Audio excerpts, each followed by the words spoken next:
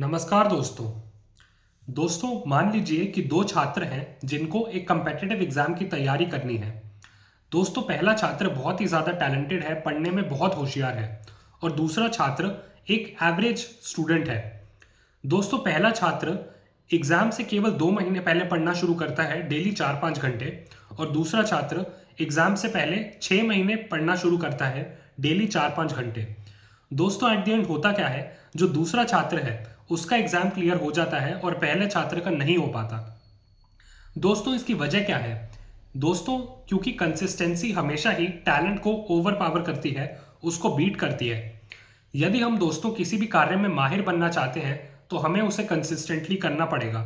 यदि हम अपने जीवन में डिसिप्लिन लाना चाहते हैं, मोटिवेशन बहुत ही टेम्परेरी चीज़ है दोस्तों।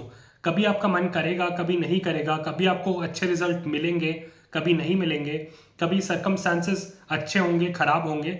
लेकिन यदि आपको डिसिप्लिन लाना है तो हमें कंसिस्टेंटली एक ही काम को बार बार करना पड़ेगा। यदि हमें एक कंपाउंडेड इंटरेस्ट ऑफ ग्रोथ चाहिए तो हमें कंसिस्टेंटली छोटे छोटे चंक्स में उसी काम को डेली करना पड़ेगा।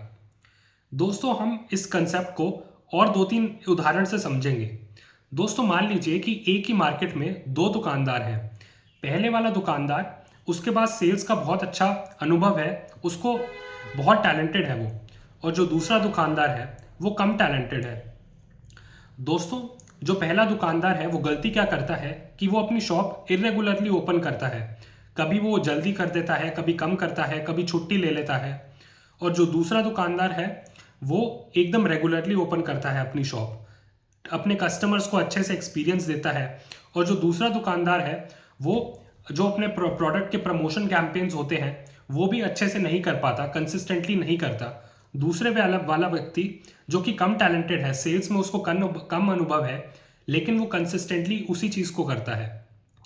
दोस्तों, 1-2 साल के अंदर क्या होता है कि मार्केट में जो दूसरे वाला व्यक्ति है जिसके पास कम टैलेंट है, उसका नाम बन जाता है मार्केट में कि भाई ये दुकान तो हमेशा ही खुली होगी, या फिर इस दुकान पे जाओगे तो आपको डिस्काउंट जरूर ही मिलेगा। उसकी एक ब्रांडिंग बन जाती है, एक लॉयल कस्टमर बेस बन जाता है जो कि बार बार उसी के पास जाता है।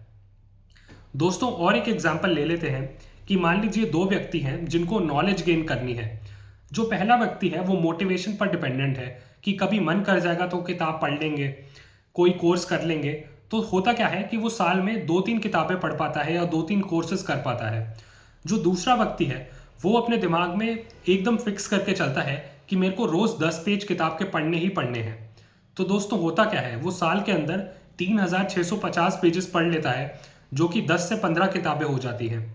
या फिर वो डेली रोज के 5-10 वीडियो देख लेता है और उसके ज़्यादा कोर्सेज कंप्लीट हो जाते हैं एज कंपेयर टू वो व्यक्ति जो कि कंसिस्टेंट नहीं है। तो उम्मीद है दोस्तों आप इस कंसेप्ट को समझ गए होंगे। मेरी बातें सुनने के लिए शुक्रिया। नमस्कार।